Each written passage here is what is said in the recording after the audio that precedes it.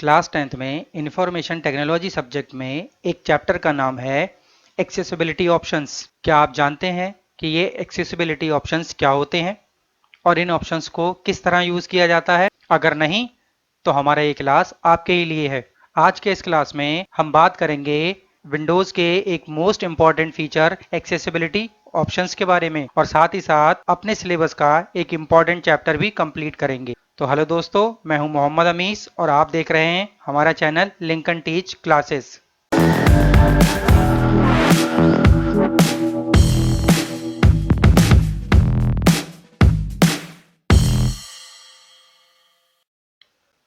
So friends, आइए start करते हैं अपना आज का session number 1, working with accessibility options.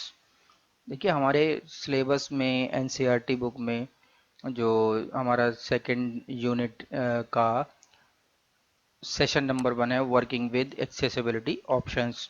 That means कि अभी हम जिन एक्सेसिबिलिटी ऑप्शंस के बारे में बात करेंगे वो हमारे सिलेबस में भी दिया हुआ है। ठीक है, तो हम पहले ये देख ले हैं कि कौन कौन से टॉपिक्स हैं जिनको हम समझकर पढ़कर अपने सिलेबस को भी पूरे साथ ही साथ हम कंप्लीट कर सकते हैं। तो आइए शुरू करते हैं। देखिए, इसमें कंप्यूटर एक्सेसिबिलिटी, दैट मीन्स कि हमें अगर एक्सेसिबिलिटी ऑप्शंस के बारे में जानना है तो पहले हमें जानना होगा कि एक्सेसिबिलिटी क्या होती है और स्पेशली फॉर कंप्यूटर एक्सेसिबिलिटी क्या होती है। So computer accessibility refers to the user friendliness of a computer system for all, यानी हर बंदे के लिए, हर पर्सन को कंप्यूटर यूज करने के तरीके हैं वो सबके लिए सेम होने चाहिए, फ्रेंडली होने चाहिए, है ना। किसी को भी किसी तरह की प्रॉब्लम नहीं होनी चाहिए।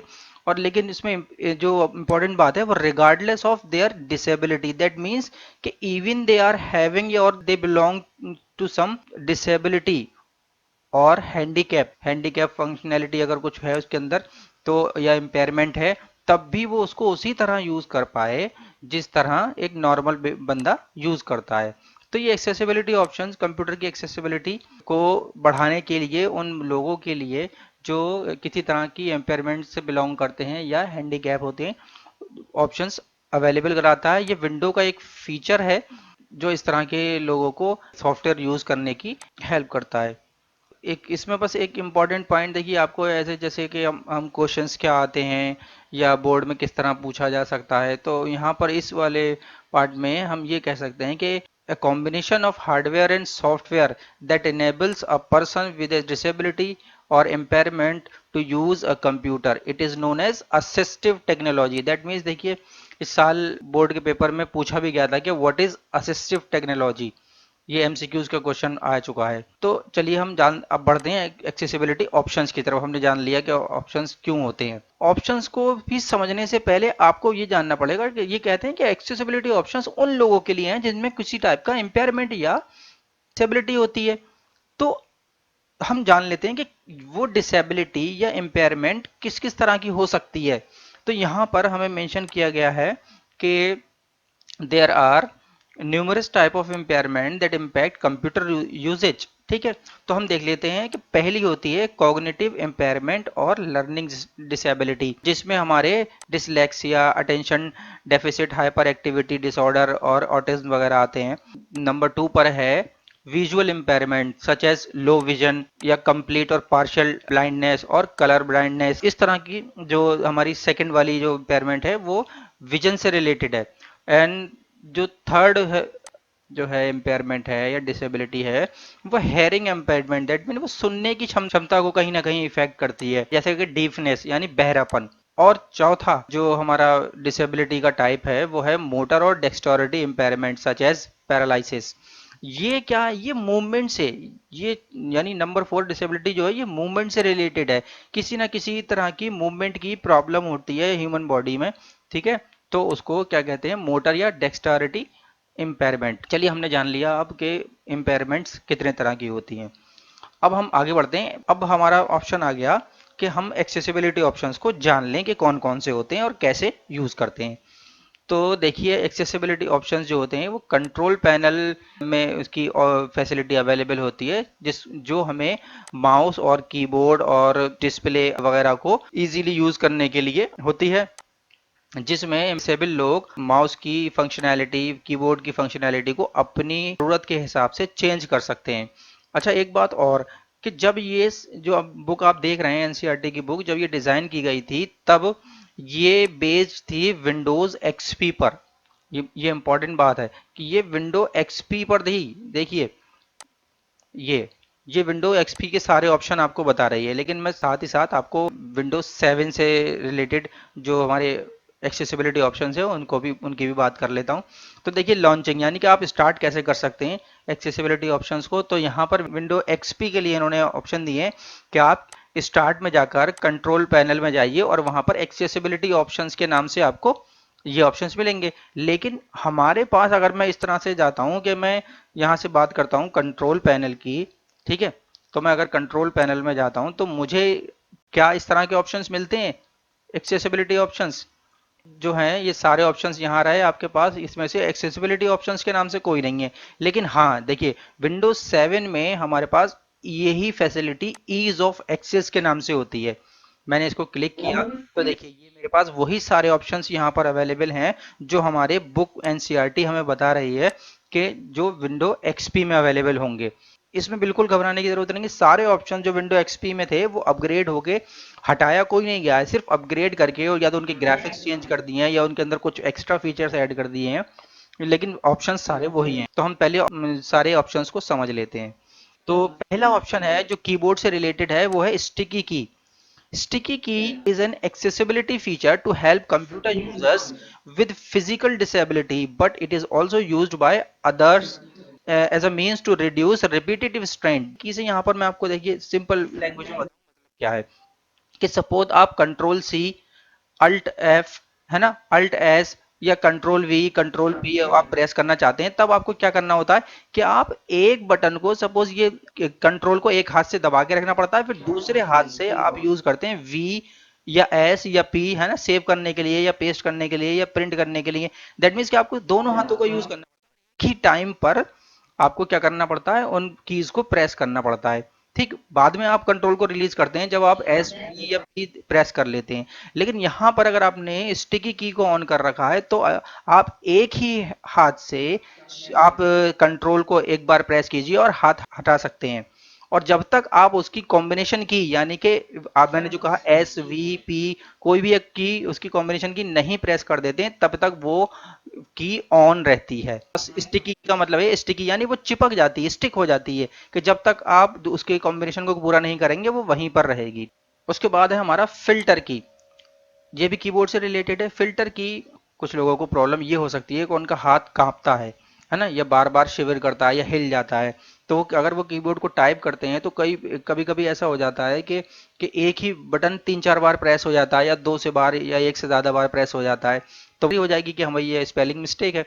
तो फिल्टर की इसको क्या करता है, वो इन रिपीटेटिव स्ट्रोक्स को इग्नोर करता है। देखिए, ये लिखा है कि इग्नोर रिपीटेटिव की स्ट्रोक्स। आप उसकी देर तक प्रेस नहीं करेंगे जब तक वो उसको कंसीडर करता ही नहीं है। को ई दबाना है तो आप ई को थोड़ी देर पकड़े रहिए, फिर उसको जब हटाएंगे तब वो ई आपका प्रिंट होगा स्क्रीन पर। अगला है टॉगल की।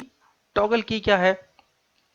Toggle key is also a feature of Microsoft Windows. It is an accessibility function which is designed for the people who have vision impairment or cognitive disability. That means कि जिन्हें जिन्हें या तो vision की problem है, visual problem है, जैसे कि उन्हें कलर ब्लाइंडनेस, या ब्लाइंड बंदे होते हैं उनको दिखाई नहीं देता, या दूसरे बंदे हैं उन्हें जिसमें कॉग्निटिव डिसेबिलिटी होती है, दिखाई नहीं देता या सुनाई नहीं देता। ये यूज कैसे करते हैं कि when toggle key is turned on, computer emits sound. एक वो कंप्यूटर जबकि ऑन रहती है तो वो एक कंप्यूटर एक साउंड क्रिएट करता है, ठीक है ना। फौरन से जब भी आप कोई बटन प्रेस करेंगे तो जहां पर कोई आपको मैसेज देना होगा तो वो साउंड के साथ देता है। व्हेन द लॉकिंग की, कैप्स लॉक, नम लॉक या इस तरह के स्क्रॉल लॉक आर प्रेस्ड, जब इस तरह की आप इनमें से कोई कीज को प्रेस करेंगे तो वो एक साउंड क्रिएट करता है, सो दैट कि जिसको कम दिखाई देता है कि वो समझ जाए कि मैंने ये वाला फंक्शन मेरा एक्टिव हो चुका है। अगर मैं बात करूं कि मुझे कैपिटल लेटर्स टाइप करने हैं तो मुझे कैप्स लॉक ऑन करना होता है, तो कैप्स लॉक पे एक बार प्रेस करने के बाद ही मुझे यहाँ पर लाइट एक अपने कीबोर्ड पर शो हो जाती है कि भाई मेरा कैप्स लॉक वो ऑन हो चुका है। लेकिन मान लीजिए किसी बंदे को बहुत कम दिखाई देता है, तो वो कैसे इतनी छोटी सी लाइट को पहचानेगा? तो उसमें क्या होता है, वो जैसे ही आप कैप्स लॉक ऑन करेंगे की फिल्टर टॉगल की लगाने के बाद वो आप साउंड एमिट करता है कि आपकी, जिससे आपको पता चल जाता है कि आपकी जो कैप्स लॉक की है वो एक्टिव हो चुकी है। अच्छा, अब देखिए इसमें थोड़ा सा डिफरेंस है। अब ऑन ऑन करना तो आ गया, अब ऑफ कैसे होगा जब मान लो दिखाई नहीं दे रहा है? तो ये कह रहा है कि high sound is emitted when the key are switched on. जब आप स्विच ऑन यानी एक बार कैप्स लॉक को दबाएंगे तो तेज सी आवाज होगी, हाई साउंड होगी। और अगर आप लो साउंड सुनाई देती है आपको, दैट मीन्स कि आप आपको यानी कैप्स लॉक को ऑफ कर रहे हो। मैं caps lock as an example ले रहा हूँ, और इतनी सारी कीज आप यूज कर सकते हैं, ये सारी सब। उसके बाद हमारे पास टॉगल की हो चुकी है। अब देखते हैं साउंड टैब। अब साउंड टैब में हमारे पास दो तरह के साउंड टैब्स हैं। एक है साउंड सेंट्री और दूसरा है हमारे पास साउंड शो साउंड। ठीक है, तो साउंड सेंट्री को समझ लेते हैं हम। क्या है साउंड सेंट्री? देखिए, sound sentry is design to help users with auditory impairments. That means कि उन लोगों के लिए डिजाइन किया गया है ये जिनको सुनने में ज्यादा परेशानी होती है। Sound sentry generates a visual warnings. That means कि अगर कुछ गलत होता है या कोई आंसर नहीं मिलता है तो वो साउंड तो क्रिएट करेगा ही करेगा, लेकिन साथ ही साथ उसमें क्या करेगा, एक मैसेज भी डिस्प्ले करेगा।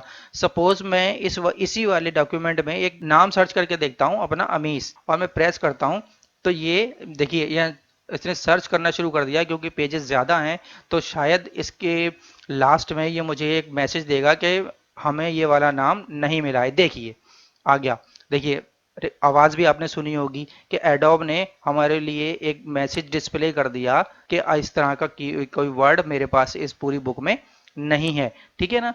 तो साउंड सेंट्री का मतलब यही हुआ कि वो जिनको कम सुनाई देता है, सपोज मुझे कम सुनाई देता है, तो मेरे लिए उन्होंने मैसेज डिस्प्ले कर दिया स्क्रीन पर, ताकि मुझे सुनाई नहीं दिया तो एटलीस्ट मैं पढ़ सकूं उस मैसेज को कि ये इस तरह का कोई वर्ड इस बुक में नहीं है। ठीक है, तो साउंड सेंट्री हो गया हमारा। फिर आ गया शो साउंड। अब शो साउंड देखिए, show sound instructs application that convey information by sound to also provide information visually। अब यह कह रहे हैं शो साउंड्स के कि अगर कोई आवाज आप यूज कर रहे हैं तो वो क्या करेगा, साथ ही साथ उसकी इंफॉर्मेशन भी डिस्प्ले करेगा। कि अगर जैसे मैंने अभी मैसेज जो मंगाया था, यहाँ अमीश टाइप करके सर्च किया था, तो उसने साउंड भी क्रिएट किया था और इमेज भी दिया था। तो इमेज जो था वो साउंड इम्पेयरमेंट वालों के लिए था, ऑडिटरी इम्पेयरमेंट वालों के लिए, और जो मैसेज आया था वो विजुअल इम्पेयरमेंट वालों के लिए था।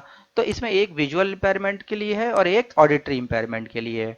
उसके बाद आते हैं डिस्प्ले टैब पर। डिस्प्ले टैब में आप बात कर सकते हैं हाई कंट्रास्ट की। सपोज के accessibility feature to assist people with vision impairment, जिनको अब देखिए विजन इम्पेयरमेंट वाले लोगों के लिए और ज़्यादा फैसिलिटी आ गई। डेस्कटॉप पे आप हाई कंट्रास्ट कर सकते हैं, सो दैट कि आप जो वर्ड्स हैं, जैसे ये आप देख रहे पा रहे हैं कि high contrast is an accessibility लिखा है। अब देखिए मैंने इसका बैकग्राउंड वैसा कर दिया, थोड़ा सा डिफरेंस आ गया। तो अभी मैं जब इसको वाइट कर देता हूं तो और ज़्यादा क्लियर हो जाता है। तो इस कंट्रास्ट को हम और बढ़ा सकते हैं, सो दैट कि ये जो ब्लैक कलर का ये और ज़्यादा हमें क्लियर दिखने लगे कम देखने वाले लोगों को। ठीक है ना? तो इस ऑप्शन से आप अपने डिस्प्ले का कंट्रास्ट हाई कर सकते हैं। फिर उसके बाद कर्सर ऑप्शन है। कर्सर ऑप्शन में यही है कि मान लीजिए मेरा जो पॉइंटर है, ये माउस ये अब मूव करा रहा हूँ मैं राउंड राउंड, तो ये बहुत छोटा सा है, तो मैं इसको ज़्यादा बड़ा डिस्प्ले कर सकता हूँ वो, ताकि जो विजुअल इम्पेयरमेंट वाले लोग हैं उनको साफ साफ दिखाई दे कि हाँ, हमारा पॉइंटर कहाँ पर मूव कर रहा है। तो ये सब आप यहाँ से पढ़ सकते हैं। उसके बाद माउस की है हमारा, क्या था इससे पहले, कर्सर ऑप्शंस आ गए हमारे, जिसमें माउस टैब का यूज करके हम माउस की को हम क्या कर सकते हैं। एक्सेसिबिलिटी फीचर है difficult to use mouse, this option uses the keyboard specially numerical keyboard as a pointing device. जैसे अब ये क्या करता है, इसमें देखिए आप माउस की वाला फीचर हमारा, use number pad keys for moving mouse pointer instead of using mouse after enabling। अभी नंबर कीज के माउस को मूव करा सकते हैं आप, यानी कि आपको माउस को हिलाने डुलाने की जरूरत नहीं है। आप इन नंबर्स का यूज करके अपने कीबोर्ड पर 4 to move left, 6 to move right and 2 move to down and 8 move to up, यानी कि आप इन नंबर्स का, यानी नंबर कीज आपके दिए होते हैं, इन नंबर्स का यूज करके आप अपने माउस को विदाउट सॉरी अपने पॉइंटर को विदाउट यूजिंग माउस अपने डिस्प्ले पर मूव करा सकते हैं। चलिए अब जनरल टैब्स की बात हो गई। जनरल टैब्स में हमारा सीरियल कीज़ है। सीरियल कीज़ में आप कह सकते हैं कि ये एक एक्सेसिबिलिटी फीचर है जो असिस्ट करता है उन लोगों को जिनको डिफ़िकल्टी होती है कीबोर्ड यूज़ करने में और माउस यूज़ करने में। सपोज़ हाथ में बहुत ज़्यादा प्रॉब्लम है, हाथ मूव नहीं करते हैं, ठीक है ना, तो वो लोग क्या कर सकते हैं, वो इस सीरियल की का फीचर का यूज़ कर सकते हैं, एक्सेसिबिलिटी ऑप्शंस का यूज़ कर सकते हैं। They can use special devices such as sip, puff और breath switches to provide input to the computer through serial ports. That mean कि इस तरह की कुछ डिवाइसेस आती हैं जैसे सिप है, पफ है, ब्रेन स्विचेस हैं, तो ये इसके ज़रिए आप इसमें सिपिंग करके या पफिंग करके आप कंप्यूटर को इनपुट दे सकते हो। अब लास्ट में ये आ गया हमारा एक्सरसाइज। दैट मीन्स कि हम सीबीएसई यानी एनसीईआरटी के अकॉर्डिंग जो भी टॉपिक से एक्सेसिबिलिटी ऑप्शन से हमारे सिलेबस में पूछे जाते हैं हम उनको सबको पढ़ चुके हैं। लगभग लगभग हमने सब सारे जान लिए हैं। तो देखिए अब इसमें एक्सरसाइज दी है तो आप इसको यूज़ कर सकते हैं। देखिए कुछ असेसमेंट है, simply fill in the blanks है। अगर आपने ध्यान से सुनी है मेरी बात को हमारे, तो आप अच्छे से इनमें फिल्स को फिलअप कर सकते हैं। और उसके बाद नेक्स्ट चैप्टर आ जाएगा जो हम अगले वीडियो में डिस्कस करेंगे। और मैं उम्मीद करता हूँ कि आप लोग इन सारे एक्सेसिबिलिटी ऑप्शंस को समझ गए होंगे और एटलीस्ट आपने इस सिलेबस के अकॉर्डिंग अपने हर एक जो इम्पोर्टेंट टॉपिक है जैसे माउस की, है ना, और कर्सर ऑप्शंस, हाई कंट्रास्ट, और ये कि समझिए कि इम्पेयरमेंट्स कितने टाइप के होते हैं, एक्सेसिबिलिटी ऑप्शंस क्या होते हैं, है ना, तो ये सब समझ चुके हैं आप। और हम कोशिश करेंगे कि इसी तरह के क्लासेस को लाते हुए हम आपके सिलेबस को कवर करते चलें। और अगर आप लोग भी हमारे साथ इस तरह से पढ़ना चाहते हैं, अपने सिलेबस को कंप्लीट करना चाहते हैं, तो आप हमारे चैनल को सब्सक्राइब कर सकते हैं। और हमारा ये वीडियो आपको पसंद आए तो आप उसे लाइक और शेयर भी अपने फ्रेंड्स में शेयर भी कर सकते हैं, सो दैट कि और लोग भी इससे और बच्चे भी फ़ायदा उठा सकें। इस वीडियो से रिलेटेड आपकी कोई क्वेरी है या डाउट है तो आप मुझे मेरे चैनल पर कमेंट कर सकते हैं और मैं आपके डाउट को ज़रूर क्लियर करने की कोशिश करूँगा। ठीक है, सो गुड बाय फ्रेंड्स, और हम मिलेंगे अब नेक्स्ट वीडियो में।